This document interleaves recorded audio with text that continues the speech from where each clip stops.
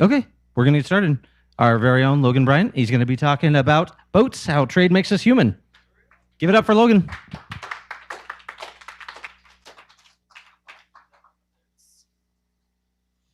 Hello. Excellent. This is your mouse pad. Yes. All right. Hello. Everyone hear me? Oh, it does in fact come off. It's the first time giving a talk here. So yes, I am going to be talking about boats. More importantly, how the invention of the boat and the invention of transoceanic exploration and thus free trade was the primary driving factor for human development. First, though, I'm going to give a bit of a tribute to the guy who primarily inspired this talk through his book, Starships, A Prehistory of the Spirits. I had the pleasure of, not well, but knowing him somewhat personally. Gordon White, you know the idea of someone that's atheist, but they're culturally Catholic or culturally, Seventh-day Adventist. This guy was a libertarian who was culturally a Marxist. He stubbornly refused to admit that he was not a Marxist, even though by the end he was probably the biggest proponent of free market capitalism and genuine freedom, especially during and throughout the COVID-19 pandemic. He was a classically trained Andean shaman and much more. This is a direct quote from Starships. Over the last century, a new power narrative has emerged that warps archaeological data into a specific shape the way a magnet affects iron filings. It is the unspoken belief that humanity is on a journey from worse to better, from primitive to complex, uncivilized to civilized. Our civilization of perpetual war, total surveillance, obesity, runaway mental illness, over-medication, environmental degradation, widespread unemployment, and scientific materialism has nothing to learn from the past because it is better. Enjoy that smartphone made by suicidal Taiwanese slave labor. Continue shopping. Which you can know why I particularly like him. So the cathedral predates the city. We, as people, a lot of us don't really remember what it was like before we still know the basic theory, but the discovery of Göbekli Tepe and how monumental it was did genuinely change the way we think about everything. As it says here, before we knew how to farm, before we lived in villages, before we even knew how to make pots, we built a star temple on a hill. Now, no one could live there because it was on a hill in the middle of nowhere, so no water source, no real food source, it was not habitable. There were people that probably lived there that were given food from outside, from visiting tribes, whoever was custodian of the temple. But it was just out there. Now, we have, and I say traditionally, I mean from the 19th century when we went out into the Holy Land. We first went out to the Holy Land with a Bible in one hand and a shovel in the other, and were determined to find the exact location of the true cross or something like that. Now we'd still do the same thing, only instead of a Bible, we're carrying a copy of Darwin's On the Origin of Species. We were always under this idea that the slow, inevitable progress from the primitive as in brown people, keep in mind this was the British Empire, from animism into polytheism, monotheism, and eventually enlightened atheism. However, we did not build Göbekli Tepe in southeastern Turkey because a surplus of stored food allowed a priestly class to emerge and tell us make-believe stories. It's a star temple. It is there to monitor the movements of the stars, but why would we be doing that? We're not doing it because, we're growing crops and the stars tell us when to plant crops, because we weren't planting crops. This predates agriculture. It predates basically everything that we consider modern about society. Modern being, the building of the Pyramid of Giza. And so from that, the entire story of human history is flipped on its head. So I'm going to show you what I mean by deep time, because this presentation is going to go very far back. So 300,000 years ago is the appearance of anatomically modern humans. By anatomically modern, I mean they look like us. They probably hadn't evolved white skin yet. There's probably some modern features that were not there before, but they basically looked like us about 300,000 years ago. Now, 50,000 to 30,000 years ago, the last non-anatomically modern humans go extinct. Neanderthals, Denisovans, hobbits, which, yes, there is an ancient species of human that has very large feet and very short stature that lived in the area that I'm going to be talking about that we have named the Hobbit, and honestly is probably where some of those myths come from. Not all of them, obviously, but probably some of them. 19,000 years ago is the end of the last glacial maximum. That's when the area that I'm going to talk about started to flood. Didn't finish flooding for about another 10,000 years, but it started flooding. Now, 11,000 years ago, or 9,000 BC, Göbekli Tepe is built. That is the end, in many ways, of this story. That is where we start to see this sort of modernity in terms of agriculture and cities and what we consider the modern life of humans on this time scale. And then 2000 BC, 7,000 years after that, we see the Great Pyramids built in Egypt. We see Rome, the foundational city of what we think of our civilization, Western civilization, is built another 1,300 years after that. We see Jesus Christ being crucified another 700 years after that. We see Rome falling and giving us modern Western Europe in 408. And we see me giving this presentation in 2026. We're going way back. We're not going back 300 years to the birth of capitalism as the birth of free trade. We're not going back to 2,000 years ago with the invention of proper empires as the birth of free trade. We're not going back to the creation of the first nation states that we're all trading with each other as the invention of free trade. We're going back 50,000 years. So, to start off, we're going to talk a little bit about comparative mythology. Now, why is this important? Because we didn't have written records for all of this time. We have only had written records for, at maximum, about 7,000 years. So, we have to look at the stories we were telling and what memories they preserve. Now, there is some work done by a man named Michael Witzel, who I will talk more about in the next slide. But what he has essentially classified human mythologies into is the reconstructed Pangean mythology that from about 150,000 years ago as the cutoff point, because you can't reconstruct anything back that far, to about 65,000 years ago, when you look at the time depth of some of these migrations that happened, that is the last real cutoff of when these could be one unified mythology. Universal similarities, we can't really construct much about it, but Gondwanan mythology, which emerged on its own about 65,000 years ago, this is what our ancestors carried out of Africa. These are the stories that they were carrying when they got to America, when they got to Europe, when they got to Asia, when they got to Australia.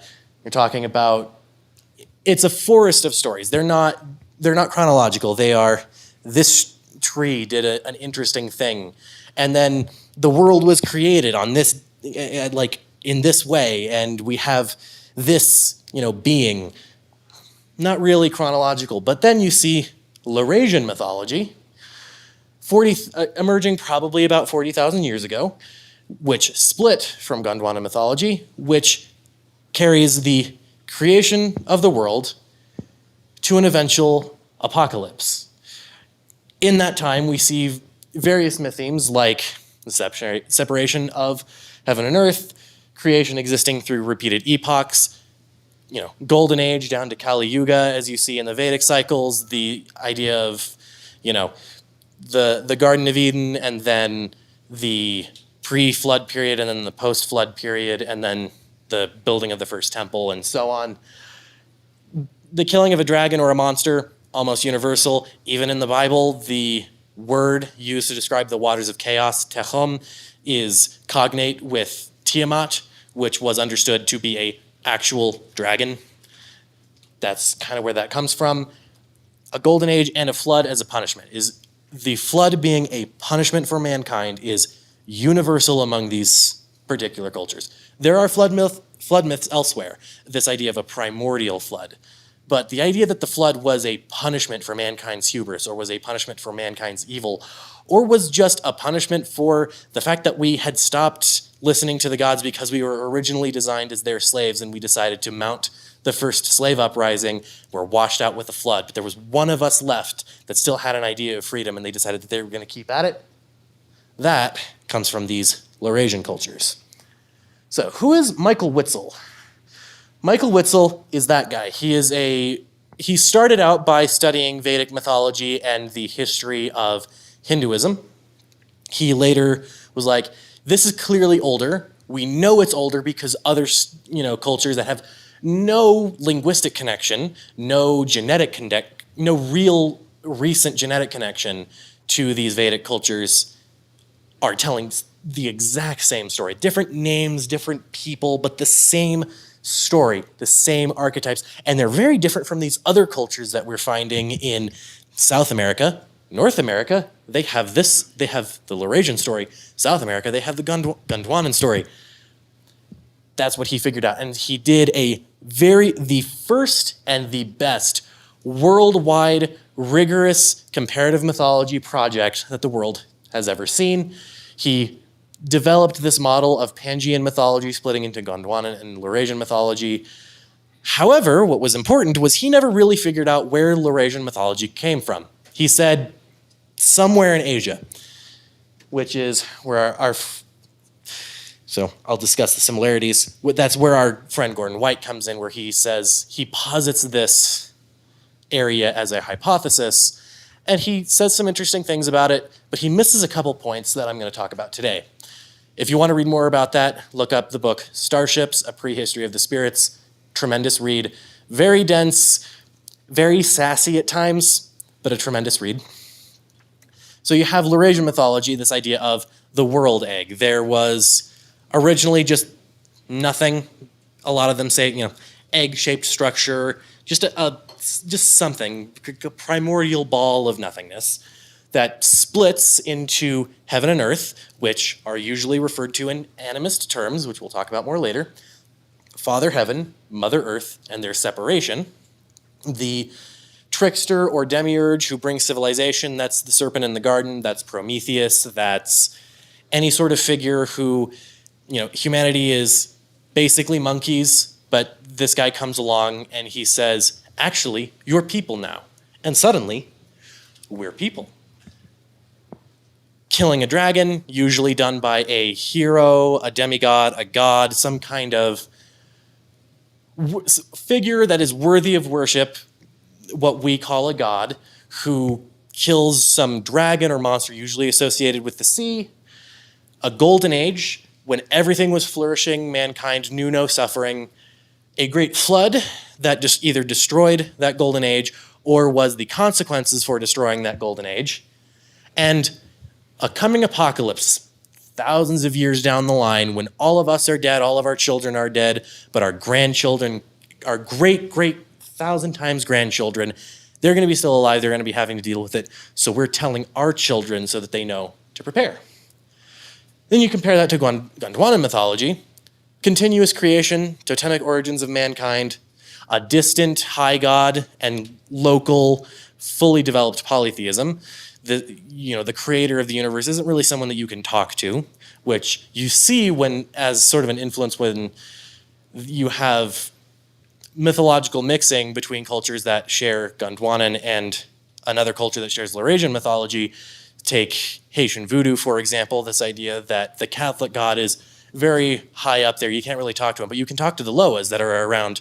They're dealing with us. They're the lesser gods, the gypsy spirits, the slaves that died on the ships, and so on and so forth. A civilizing trickster and the rainbow serpent, the world serpent, very common mythological themes, but two very distinct sort of ideas. Now, The implication of mythic similarity points to a common pool of motifs that must have existed at a sufficient time depth to appear across such disparate corners of the world. Given that both Amerindian and Eurasian mythologies share the same Laurasian shape, this puts its appearance somewhere between 40,000 BC and 20,000 BC, somewhere in Asia. That's all they could figure out until Gordon White comes along and shows, thus we have, and he shows us what it would have needed. You see, a proper Laurasian heartland, the necessity of a large diversity of other hominid species, with Neanderthal and Denisovan DNA being ubiquitous among people who possess Laurasian mythology, and statistically significantly more ubiquitous than in cultures with Gondwanan mythology, an area from which the people who would later come to possess Laurasian mythology could have feasibly migrated from, and an idyllic, predator-free homeland wherein the Paleolithic Renaissance, which not only gave rise to Laurasian mythology, could have began, and the mythological memory of a significant cataclysm and golden age could come from. Now, I'm going to address digging in the wrong place, or why the subtitle of this presentation was less Graham Hancock, more Gordon White. I appreciate Graham Hancock. I think he's doing a lot of great work. I think he understands that our idea about a lot of this is flawed, and he understands some of the why, but not all of the why. So, looking for Noah's Ark. That's a story from 3,000 years ago at least, but at maximum that's probably a 5,000-year-old story, probably not even that long. It's probably closer to about 3,500. It is a story endemic to a specific group of people about a specific type of boat that they would have been using, being the way we survived this flood. Now, why would we be looking for it if we know that this flood story is coming from 40,000 years ago? It's probably not the right place to look. Plato's Atlantis. We do have the mythological memory of Atlantis. I will show you where I like to say, in sort of a tongue-in-cheek way, we've found Atlantis.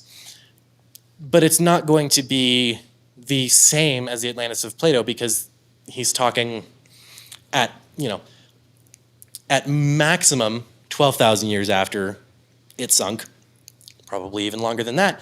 And he's more directly influenced by the sinking of Thera, an ancient Greek island that he might not have been around for, but his grandfather probably was, located in the Garden of Eden. Same problem as Noah's Ark. The Nephilim in the Book of Enoch. We see elements of this story playing out. I'm not saying that Neanderthals and Denisovans are the Watchers.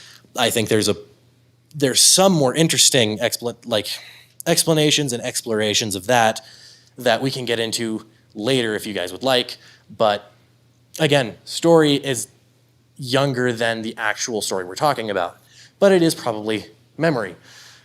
Similarities between Egypt and Mesoamerica. I mean, certainly possible. We've been doing navigation that could have we had the maritime technology and the navigation technology, and especially the Egyptians, who knew the night sky better than they knew the back of their hand. They could have done it. They could have navigated by the stars and made it to Mesoamerica, but also we know that they could. There's no particular reason why it would be all that interesting. And you still need to go back to that further time depth. Literal interpretations of Moses, same problems as earlier. Out-of-place artifacts, I will talk about that more on the next slide, but a lot of those is basically someone probably just put them there. They're not really out of place if you are flexible enough with your worldview and the way you're looking at this data. The Anunnaki, same problem as finding Noah's Ark, just the story's a little bit older. Was there probably some kind of physical alien that got here maybe 1 million years ago? Sure, probably. I'd even go as far as to say probably. Is that where everything that is human comes from? Probably not. Egyptians in America, Australia, etc.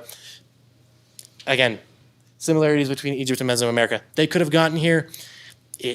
Honestly, on the grand scheme of things, it doesn't really matter all that much. They didn't leave enough of a footprint for it to be particularly noteworthy.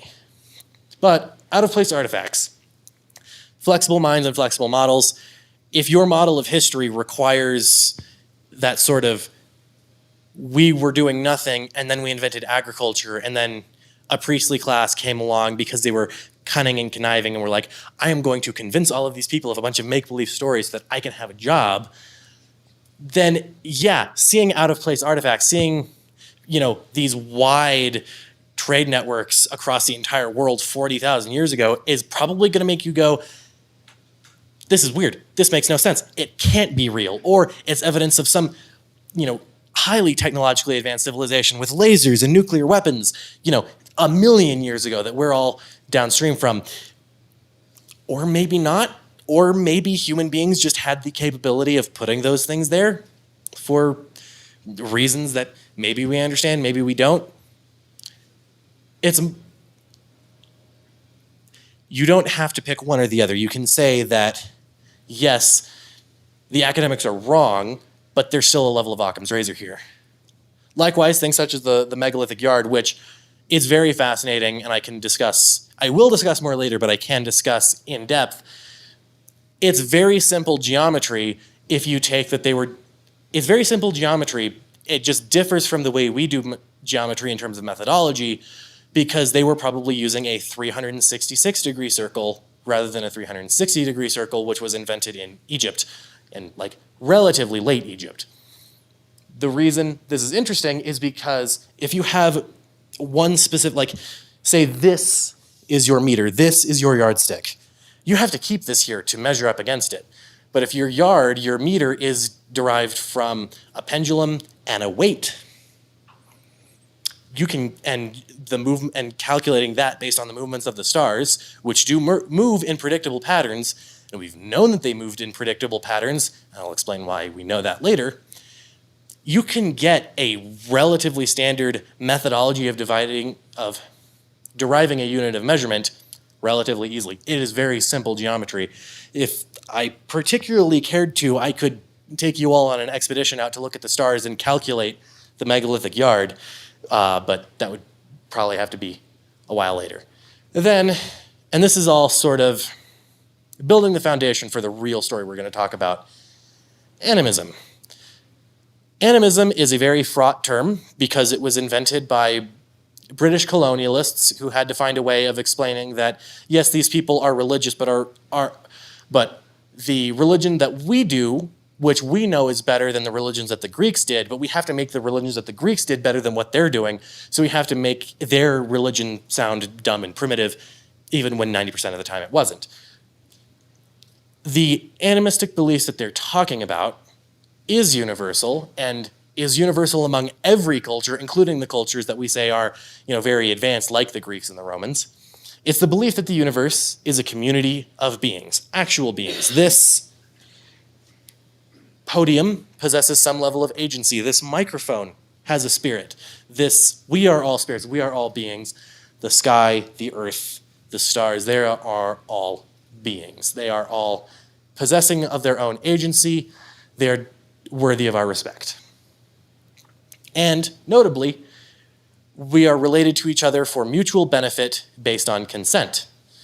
That is an idea that if you are a British imperialist or are a American 20th century imperialist going out into the Holy Land or Iraq or South America or any of these places, the idea that the universe is organized of beings who are related to each other for their own benefit based on consent, that undermines your entire sociological structure.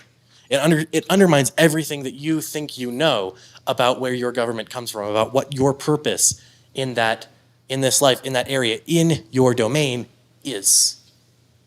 Because, as we all know, the state is not based on consent. Empire is not based on consent. Controlled protectionist trade is not based on mutual benefit and consent. It is based on one party getting something out of another party and them not getting anything back. So, what's important to understand about animism is that this is the religious background that we find everywhere in the cradles of human civilization, and it is the background that is most commonly undermined by empire. Even Europeans going to war with other Europeans, they would denigrate the local saints of whatever area that they were trying to conquer because a relational cosmos based on consent isn't one that's up for grabs. Trade relationships with other humans thus simply become one more relationship in a living, animate community of beings. This will be important later as we discuss the Sundaland hypothesis. So, as you can see from these two maps here, over here you have what is now island Southeast Asia, parts of Indonesia, parts of Taiwan. All of this is basically a fully developed subcontinent. It is huge, and it is the perfect place to live if you're a hunter-gatherer society that maybe is dabbling in vegiculture. You have in this area it would have been purple sweet potatoes that if you put them in the ground, they're just going to grow and you're going to get more of them. You don't have to do the backbreaking work of agriculture. You just help Mother Nature out a little bit. Then you see on that coast, everything that is, yellow is what is there today. And you have all of that land that used to be there. There's a lot of stuff there that is now underwater. Notably, you also see the complete lack of a land bridge. And the Wallace Line, the Weber Line, and the Lydecker Line are representations of very deep sea trenches. There is never going to be a land bridge there unless we're suddenly Mars. And even then, that's going to be a 900-foot cliff face. You're not getting across that if you're all the way up in, what is relatively mountains. You still have to build some kind of boat to get there. And the reason this is interesting is Sahul, or what is now Australia, we've been there for 50,000 years. We know we've been there for 50,000 years. We have the fossil record to prove it. The people that have been there for 50,000 years have the longest unbroken chain of the same people living in the same area doing the same thing for the longest time ever in human history. The people, the Aboriginal Australians living there when Europeans came to colonize it, had been living there doing the same thing that their ancestors did for 40,000 years. Basically living the same way, as far as we can tell. So, why is this important? Well, it's basically the ideal place to live. And you'll see in this map here, we have the genetic evidence of a large group of people migrating out of this area based on the genetic markers that, if you know anything about archaeological and anthropological genetics, you can recognize kind of how some of this works. If you don't, that's why the map is there, to show you where all of these genetic markers are coming from and showing up. There were basically no predators. We were the biggest game in town. We weren't really competing with anything like saber-toothed tigers or dire wolves or anything scary. We were basically the biggest game in town. We weren't the only game in town. There was a very, very wide diversity. In fact, this area has the widest diversity in the fossil record of non-Homo sapien human species. So Neanderthals, Denisovans, the Hobbit, all of these different non-human species, all living there. And we fucked them a lot. I am not joking. We have the genetic evidence to prove that the people who were migrating out of this area have the largest concentration of Neanderthal, Denisovan, and Hobbit blood in the entire human species. It is a fact. Now, if you know about the idea of the sons of God laying with the daughters of man, that's interesting, isn't it? If you know about all of these different stories about human beings interbreeding with other species that are semi-divine and teaching us stuff, and keep in mind, the Neanderthals and the Denisovans were living there even before we got there, so they were teaching us stuff about the local geography, starts to make a little bit more sense that maybe we might be coming from this particular area. The people that were telling those stories, I should say. Possibly the homeland of psilocybin mushrooms. The climate matches about what we can tell would have been the genetic homeland of modern psilocybin mushrooms. And there was a lot of both man-made and natural things that mushrooms would have been feeding on.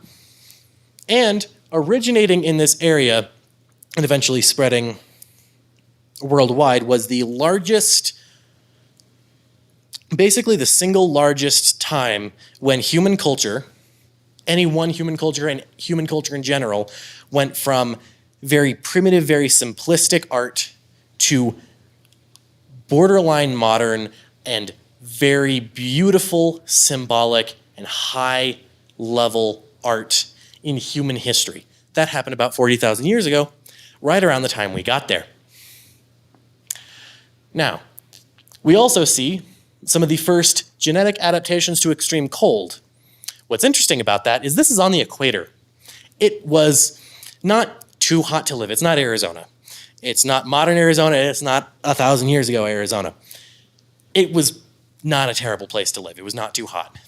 But certainly not cold. Not cold enough for us to get the same genetic adaptations that you see later in Northern Europe when people are first adapting to extreme cold, where people started to get lighter skinned, they started to develop blue eyes.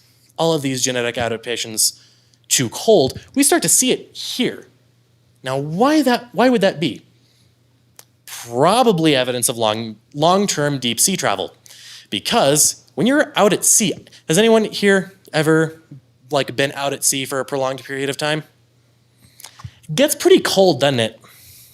If you're outside, depending on where you are, but yeah, the sea can get pretty cold at night, especially if you don't have modern heating. You're on a boat made out of bamboo and probably ibex blood. Earliest evidence of deep sea fishing. There is a specific species of tuna that does not grow closer to 5 miles off the coast. It is at minimum 5 miles outward from any particular coastline. Most of the time, it is 200 miles out to coast. We have that specific species of tuna, we have their bones found in human waste piles. Humans were eating them, cooking them, and throwing their bones away in caves 40 to 50,000 years ago. Now, what does that tell us? It tells us that we were able to get that far off the coast 40 to 50,000 years ago. We will see, yes, and back, and we will see why that's important.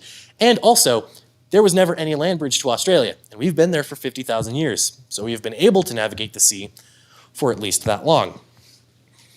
So, here we see the earliest evidence of humans being able to travel. This right here, ladies and gentlemen, is where the boat was invented. The boat. The, in my opinion, single greatest achievement mankind has ever made. Now, we see Homo sapiens appear in Australia 50,000 years ago. We see deep sea tuna. We see obsidian transported across islands at least 16,000 years ago. Obsidian is very rare and only grows in certain places with particular volcanic activity.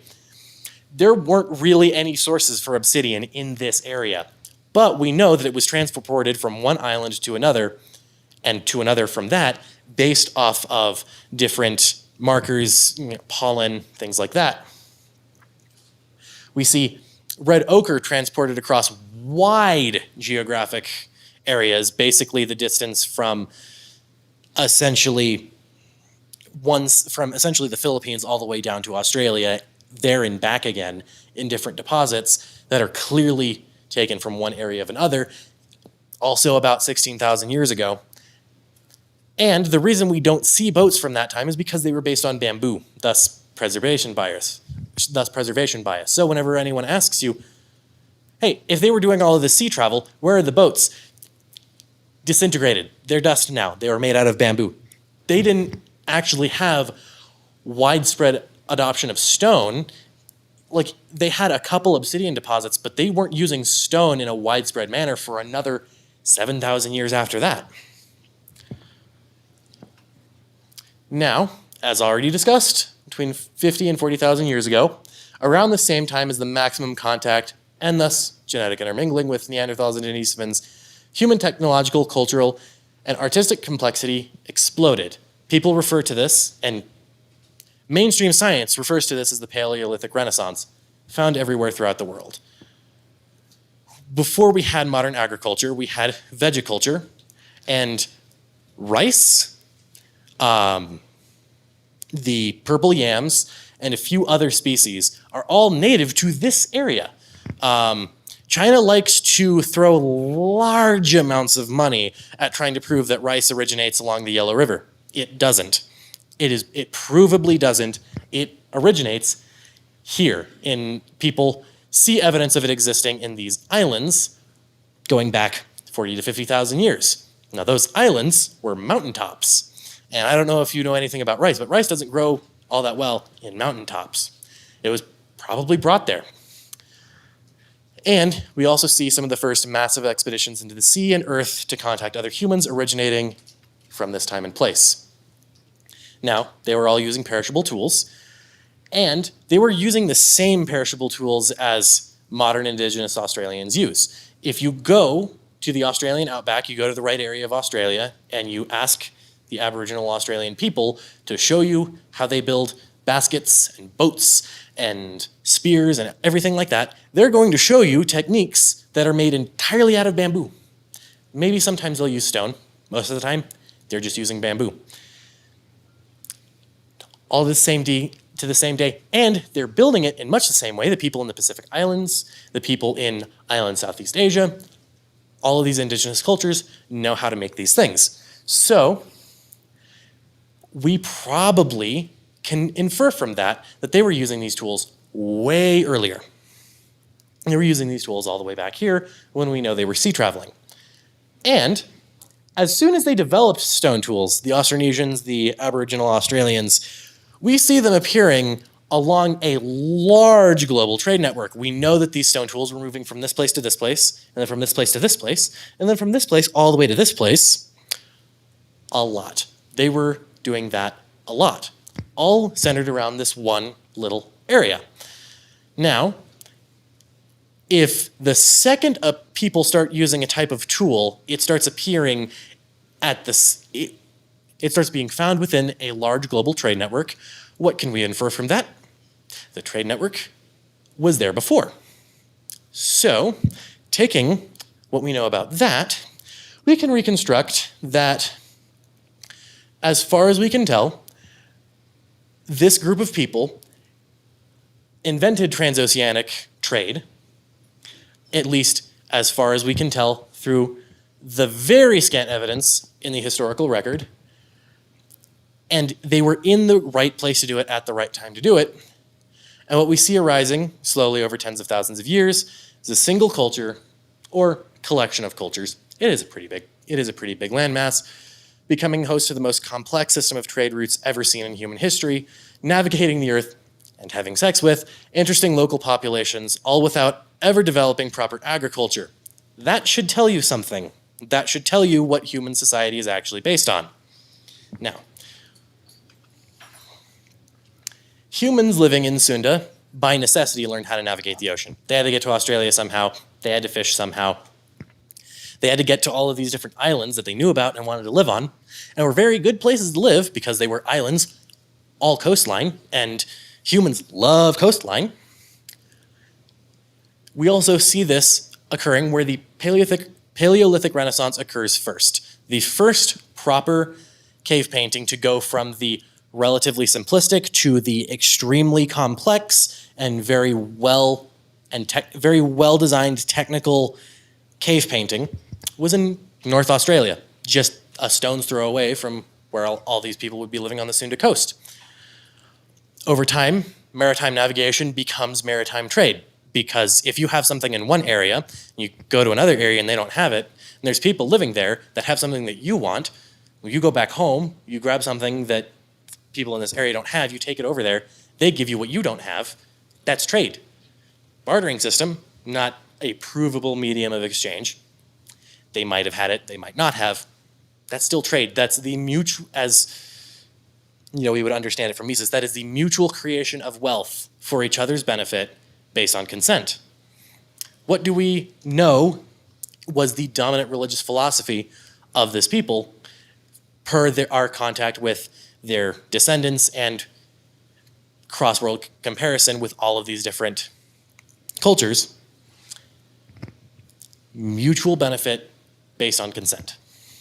Now, all before agriculture, cities, nation states, or modern government, we start to see this propping up. We see symbolic thinking, art, complexity of culture, and everything that defines humanity exploding in Sunda and spreading to the rest of the world.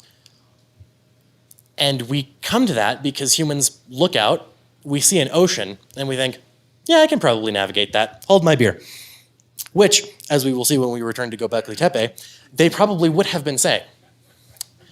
Now, getting back to comparative mythology and where flood stories come from, has anyone here ever lived through a hurricane?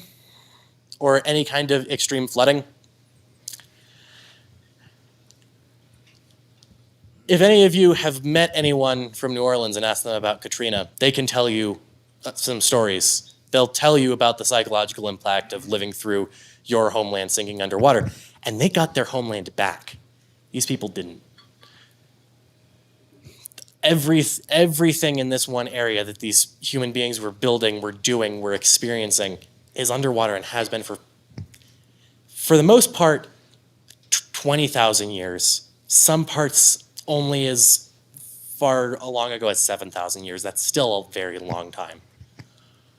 At the end of the last glacial maximum, 3 storms, very giant storms, probably tsunami waves or something similar, came into the tropical paradise of Sunda and Sahul, destroying basically the entire coastline around 12,000 BC, and further cataclysms eventually sinking the entire continent, save for a few mountaintops that eventually became island Southeast Asia by 6,000 BC. And you can see on this map all of the different places they went. You see the genetic markers coming through those lines. They got to North America probably before the Bering Strait land bridge had completely closed. They got into Europe and Eurasia. Some of them came back to Africa. A lot of them went into the Middle East because there's sea there, the Mediterranean, and the Black Sea, the Red Sea,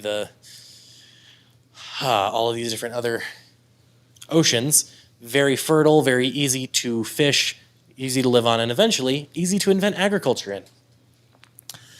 You see legends, myths, and tales in all of these different places that they go that preserve some kind of memory of where they were coming from. And you see archaeological sites related to early human activities, these massive megaliths like Göbekli Tepe, like the city of Jericho, like Amesbury, like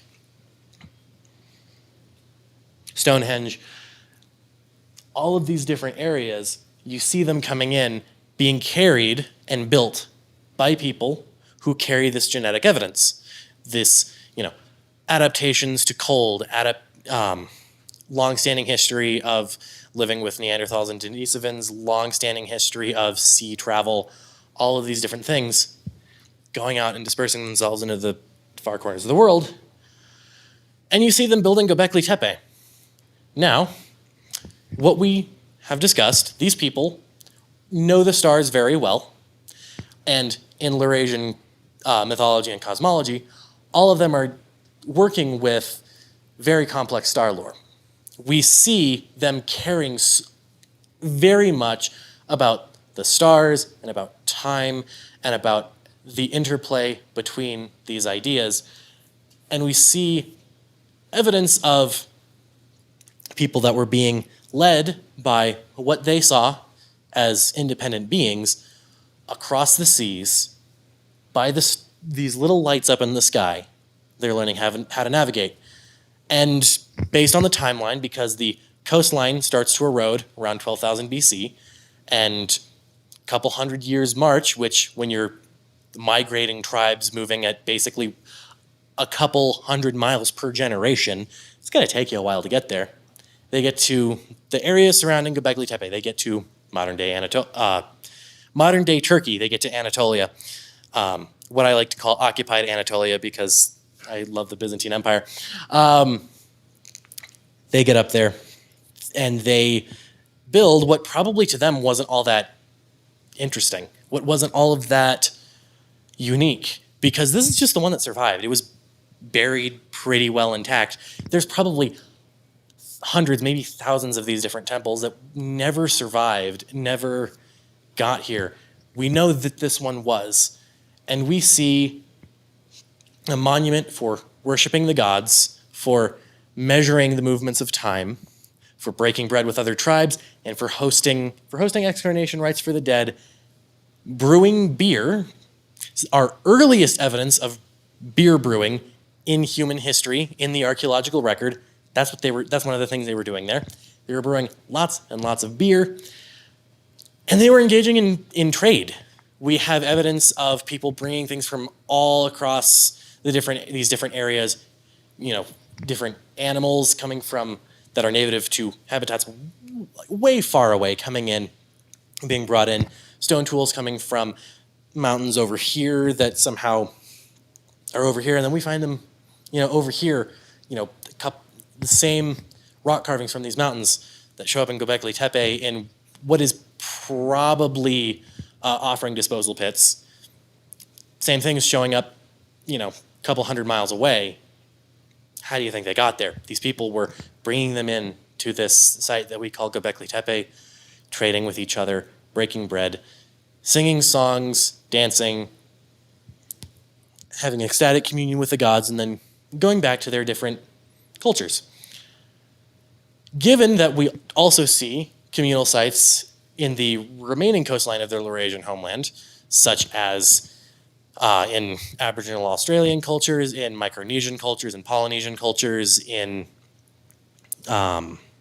Indonesia, in Asia, we see this sort of idea of communal sites that are simultaneous pubs, temples, and basically community centers. They're everywhere along these cultures, and they're the oldest one that we have is at Göbekli Tepe. And that, ladies and gentlemen, is where, as far as I am concerned, modern history begins, because within a couple thousand years we will have the Great Pyramids of Giza, we will have Stonehenge, we will have the monoliths that we organized our societies around. We will invent the plow and create agriculture. We will create cities. We will create modern governments to manage our new agricultural lifestyles. But you know what we never forget and we never stop? We never stop building boats. We never stop being fascinated with the sea. We never stop having people like, Sextus Pompey saying, I am a son of Poseidon, I rule the waves in his stead. Roman pirate king, if you're not familiar, look him up. Tremendous figure. Mostly known for being a pain in the ass to Augustus, but interesting figure all on his own. People go out and they build these large multinational trade networks, and if you look at the way empires are built, they're built on trade. The Roman Empire didn't become what it was because it conquered everything. Sure, it did conquer everything eventually, but mostly what it did was it went to your coastline and it gave you things and got your money. Completely voluntarily. It was only later, when free trade broke down, that they started to come through and conquer. America, 100% built on free trade. We went into the Mediterranean, into the Middle East within 10 years of being a country, and we started trading with these people. We only went out and conquered. Our first proper conquest war as a nation was going into the Middle East and telling them, you're not allowed to be pirates anymore. We are going to kill you until you stop being pirates. That was within 10 years of us being a country. We never stopped doing free trade. We never stopped traveling the ocean, finding new areas. And now, look at what we're doing. Look at what Elon Musk is doing. Look at what the different space agencies have been doing for 50 years. We've found all of the oceans. There's no more ocean to explore. We can go a bit deeper in the ocean, but you're hitting diminishing returns. So those stars that are up in the sky that we've been using to navigate on boats, we've been strapping ourselves to giant bombs, putting ourselves in a little capsule with a helmet and a spacesuit to ensure that if we don't die of lack of oxygen, and we are riding the explosion of this gigantic, hyper-advanced bomb all the way up into the atmosphere, past the atmosphere, into the stars. And that, ladies and gentlemen, is just one more boat. So, the ability to come together for the free and voluntary exchange of goods, ideas, and culture predates any other institution in human society. It has been here for as far as I can tell, 40,000 years, and as far as can be firmly stated in the archaeological record, 7,000 years. Still here longer than agriculture.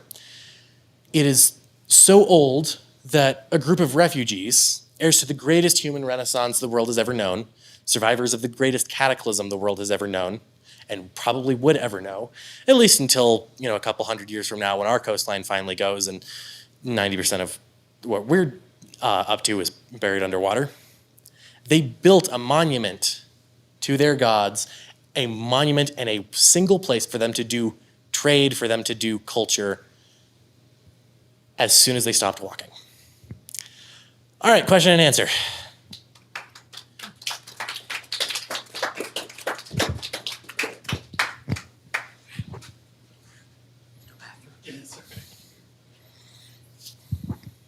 So with this theory, does this say that like humans still evolved in Africa and moved there, or is it saying no, not involved in Africa? We evolved, in the the Sunderland area. So as far as I can tell from the genetic record, we evolved in Africa around 300,000 years ago. We dispersed along with our cousins, the Neanderthals, into the different corners of the world. One of them was this area in Australia. And then we started doing interesting things like building boats and creating mythology that wasn't just so this thing happened and then this thing happened and then this is why the sky is that way, this is why the moon is like that. We started telling more complex stories, making more complex art in this one area, and then dispersed and came into the different other areas of the world. And the first thing we did when we got there was we traded with them and we integrated with them rather than all being just coming through and superseding all of these local cultures. Does that answer your question? A little bit. Okay. I'm just curious. In your map, you had Australia without the Great Australian Bight there, and it was pretty close to Indonesia.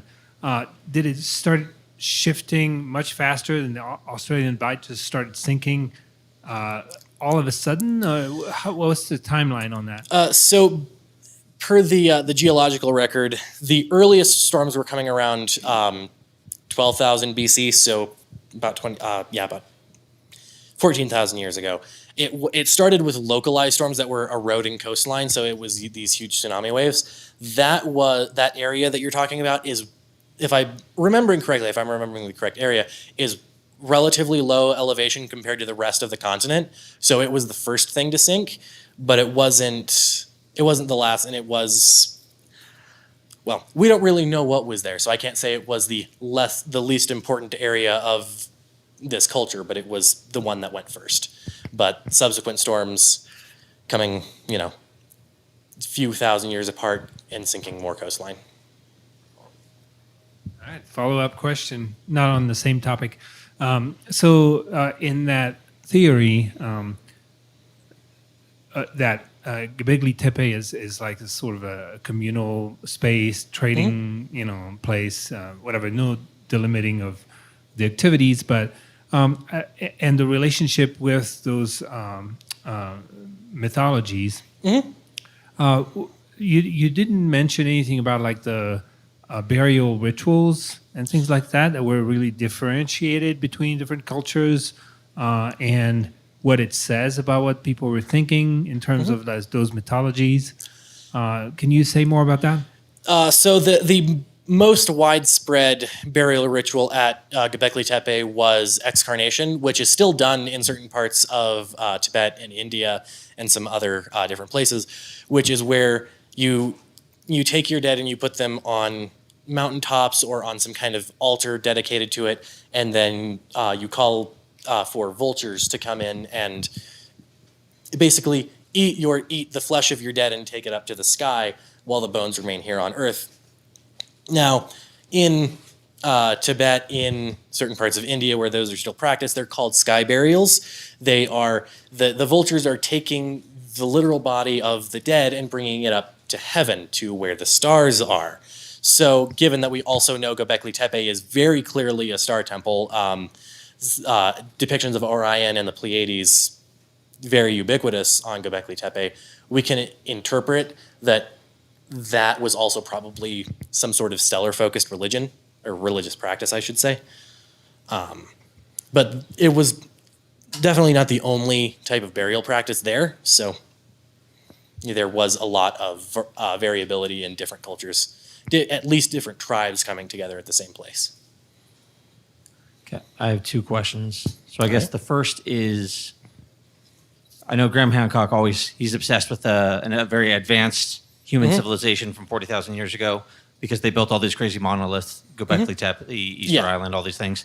How advanced do you think they were, and or if they weren't that advanced, how do you explain the creation of all those? And then secondly, how does modern academia respond to these things? Because it seems like all these things are at least 10 to 20, sometimes 30,000 years old. They agree on that, but they seem to ignore that as if it has no bearing on history. So, starting with the second question, academia basically says, yeah, all of these things are probably true, but they refuse to draw any conclusions about them because their conclusion has to be essentially materialist scientism and all of the modern theories associated with that. And if it isn't completely, like, they for the most part ignore Göbekli Tepe because it steps outside of their theory of history that posits, grain surplus and the ability to, have any kind of settled life has to predate the creation of temples. Axiomatically, they ignore Göbekli Tepe.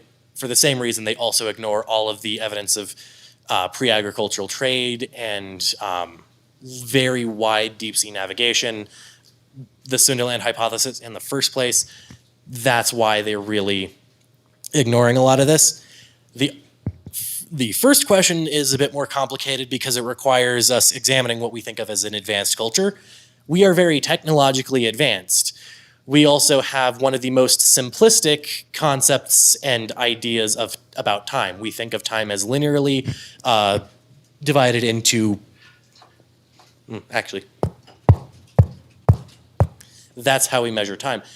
There are plenty of cultures out there that they're still using stone tools and throwing spears at each other, but they have some of the most sophisticated understandings of time possible. There are plenty of different, very artistically advanced cultures like the Minoans that they barely had agriculture because they were living in the mountains and they practiced human sacrifice. They were one of the first state sponsors of piracy in the historical record.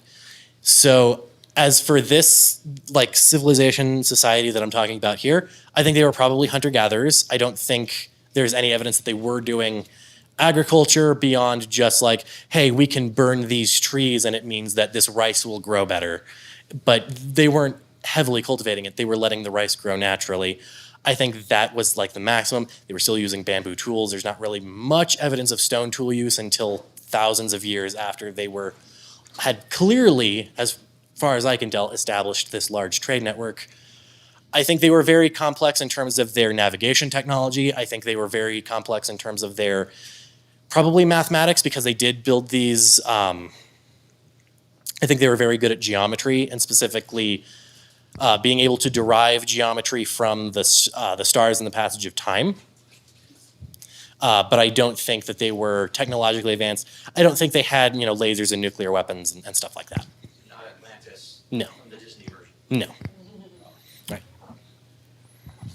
So, what kind of trade are you talking about here? Is it barter, so things for things, or a trade based on money? So it's hard to know at this time depth. It probably was mostly barter. However, the ubiquity of red ochre in places that it wasn't really grown and all the different uses for it, my personal hypothesis, theory, whatever, is that red ochre was being used as a medium of exchange for at least some parts of this. Later, I think some of the ubiquity of stone tools is arrowheads and flint was also being used as kind of a medium of exchange, but I don't think anything as complex as standardized gold coins that we would get in later empires. Yeah, because I would say trade exists even in biologic world. So it's symbiosis is nothing else but trade, but it's without money. I mean, that's a very good point there. I think the pretty unique thing about humans is just that we keep basing everything we are off of it. Thank you. Okay, follow-up question to my question about historians, essentially. So if I recall, I think it was like 2 years ago, the preeminent Egyptologist, I forget his name, went on Joe Rogan and had no answers for any hard questions and got laughed at by everyone. But he's like the world expert, and he works in Egypt. And this seems to be a recurring theme, not just in archaeology, but in every field, that the experts are actually frauds propping up this broken system. Is that changing in this space? And if it is, who do you think are the best people to listen to? And further on that note, is there a good book that's sort of an intro into these concepts that doesn't go super deep? You mentioned the Starships book, but that sounded really deep. So something easier than that. I would say, so one of the things is the primary scam of academia is that everything can be expressed in purely material terms. I think that is being realized for the scam it is. It is being realized because the consequences of that are far and wide. Notably, the denigration of money. And I can talk more about how central banking is based off of materialist scientism, but we all know central banking is bad. We're all libertarians. Things like that, the scam is starting to fall apart. The pyramid scheme is starting to crumble. So people are starting to recognize, and they're flocking to people like Graham Hancock, like Gordon White, like these different people. But what I think is going to happen is people who are like, not, biblical archaeology, although to some extent biblical archaeology, but science done by people who aren't dedicated to this idea of purely materialist scientism are going to have to start going out and learning things. And one of the things that we saw was the megalithic yard, which, I mean, he got laughed out of everywhere he went, despite the fact that he is the only person at any of these events who actually knows how to build anything. He was an engineer. And so he did a mathematical analysis of all of these different megaliths. I think what's going to happen is for these academics to realize that we're not playing in their sandbox, they're playing in ours. And we're going to have to, as lay people, start to reclaim our ability to do research. And I think that's the way out of the rut of the 19th and 20th century academia. That's our talk. Give it up for Logan.